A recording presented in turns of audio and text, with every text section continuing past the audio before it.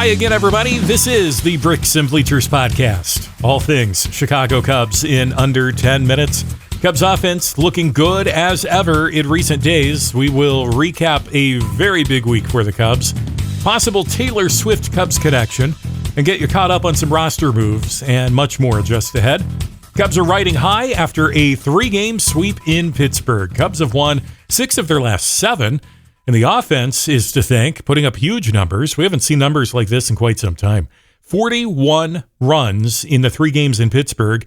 And if you go back over the last 7 games, talking about an average of just more than 10 runs per game. Wednesday also featured an unthinkable comeback. It was 10-3 Pirates after 6 innings.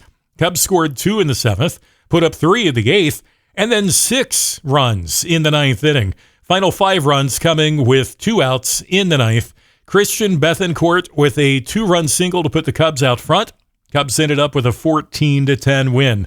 Bethancourt went 3 for 5 on the day on Wednesday. Pete Crow Armstrong was 4 for 4. So the streak continues of batters 8 and 9 in the Cubs lineup getting it done. For the majority of this season, the 8 and 9 spots were very ineffective, but that has changed in recent weeks. And again, the lineup most days has PCA at number 8, the catcher spot at number 9, and that is a big reason for the Cubs turnaround. So let's talk a little bit more about Wednesday. A lot of scoring, 6-3 Pirates after 2. Kyle Hendricks in all sorts of trouble in the 2nd inning.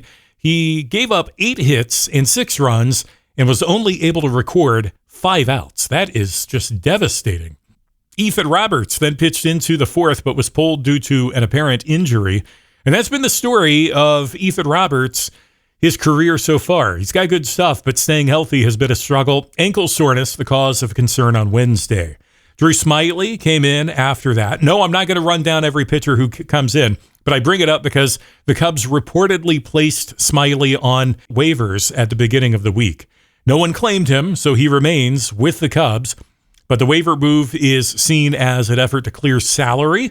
But it didn't work since he went unclaimed. So the Cubs still have Drew Smyly in their bullpen, and they remain right on the cusp of the first threshold of the luxury tax. Ownership has said they do not want to be over, but perhaps most importantly, what stands out when they talk about this is they don't want to be a repeat offender. They don't want it happening in back-to-back years. So if they end up going over this year, and it looks like they probably will be slightly, then I take that as a sign that the front office could be a bit more conservative with spending in 2025. The Smyly waiver move, just one of a handful of moves seen in recent days. David Bodie was DFA'd over the weekend, but he is still with the organization. He went unclaimed. He is back with the Iowa Cubs. Reliever Julian Merriweather was roughed up in Miami on Sunday. Cubs have since placed him on the IL with knee tendonitis. That led to the return of Keegan Thompson to the Cubs bullpen. Daniel Palencia called up too as Jack Neely was sent back to Iowa after gaining his first couple major league appearances. Finally, the Cubs say 2025 is now the likely return for pitcher Ben Brown. He went to the IL in early June with a neck strain.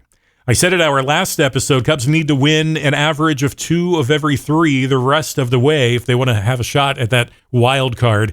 Looking at what they've actually done, they've done a bit better than that. They've won 9 of the last 12, and there's a Taylor Swift connection to these last 12 games, too. Cubs manager Craig Counsell was gifted a candle labeled as "This Smells Like Taylor Swift." They've been lighting that in the clubhouse before each game recently. They've added a tally on the label to keep track of Cubs wins while lighting the candle, so that count is now up to 9 at the moment. Time for This and That, our segment with news and notes from around Major League Baseball. Rich Hill made his season debut with the Red Sox last night. He struck out his first batter, ended up with a couple strikeouts out of the bullpen. It's his 20th season. You may recall he debuted with the Cubs back in 2005. It's been a tough final year in Oakland for the A's. Another example happened yesterday. Even when there's good, it's still bad. Lawrence Butler had 3 home runs for the A's yesterday, and J.J. Bleday had 5 hits, but the A's still lost. It's the first time in Major League history a team has had one player with 3 home runs and another player with 5 hits in one game, and they still lose. Former Cub Jason Hayward cut by the Dodgers last week, but he has quickly found a new home, and he could be playing into October, citing this week with the Houston Astros. Great story this week. Boston Red Sox and Toronto Blue Jays resumed play in a game Monday night that began on June 26th. It was cut short by rain. Danny Jansen in that game appeared for the Red Sox Monday night, becoming the first player ever to play for both teams in the same game. He was rostered by the Blue Jays when the game began in June, and then he ended up with Boston. So in the box score, he's listed as being hitless with Toronto from the June action, and then he went 1 for 4 with Boston on Monday night.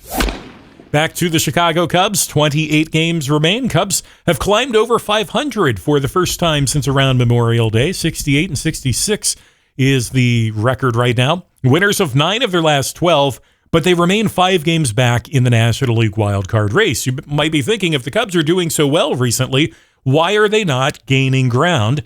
And that is a very valid question. The Braves are one of a couple teams with a better record than the Cubs in the last month, and that's the team the Cubs are chasing. So it could turn out to be a question of which team cools off first with 4.5 weeks to go. Making up 5 games in 4.5 weeks is not unheard of. I've seen that with several teams in recent years. Ultimately, though, the Cubs have to keep winning for a shot to sneak in, plus they need help from others to secure a wild card. And that action begins this weekend. The Cubs play 3 at Nationals Park. These teams had comparable records about 1 month ago, but now the Cubs are 7 games ahead of the Nats in the standings. I would not discount this Nationals team, however. They've got 2 really exciting young guys who have recently been called up to the majors.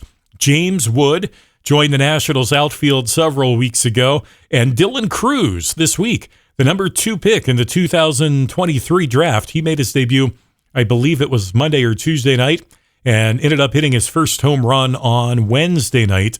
Luis Garcia Jr., I believe, is their second baseman. He's also one to watch in this series this weekend. Cubs have Shota Imanaga going to the mound tonight. In fact, I think the Cubs have the edge when it comes to starting pitching matchups throughout the weekend. I will take Imanaga pretty much in every matchup. He gets the start tonight. Jake Irvin, the starter tonight for Washington. Irvin is 9 for 10 on the year, but his ERA is under 4, so he's not that bad. He just has not had much run support. Tonight's game gets underway at 6:45 Eastern. 4:05 tomorrow afternoon. It'll be Javier Assad. He's coming off a 7-inning start in Miami last weekend. He usually is not a guy who's going to go deep into a game. Even getting him through 5 innings often does not happen. So seeing him go 7 last weekend was something. DJ Hers to the mound for the Nats. He's a former Cub. He ended up in Washington last year in that trade for Jeimer Candelario. Hers 2 for 6 on the year. And then Sunday's matchup sees Jamison Tyone for the Cubs, Mitchell Parker for the Nationals. Tyone has struggled in the month of August. Hopefully a matchup with a struggling Nats offense will help do the trick. That'll be Sunday afternoon, 1:35 Eastern, first pitch. I don't think it's going to change. Cubs have got to win 2 of 3 on average the rest of the way if there's any shot of getting into the postseason. I don't think a sweep is in the works this weekend in Washington, but certainly would be happy to see it, especially after taking all 3 in Pittsburgh. And scoreboard watching, it is that time of year. Main question is, how are the Atlanta Braves doing? And the Cubs may get some help there this weekend. Braves and Phillies in a 4-game series. Philadelphia took game 1 last night. Both teams, the Cubs and Braves, hot in August. We'll see who can be hot in September as well. Cubs currently 5 games back of the Braves. Follow us on X. Bricks Bleachers may share some thoughts throughout the weekend from a couple of the games. We'll be right behind the Cubs dugout. And subscribe so you don't miss an episode wherever you get yours, YouTube, Spotify, Apple Podcasts, and more. All things Chicago Cubs in under 10 minutes. It is the Bricks and Bleachers Podcast.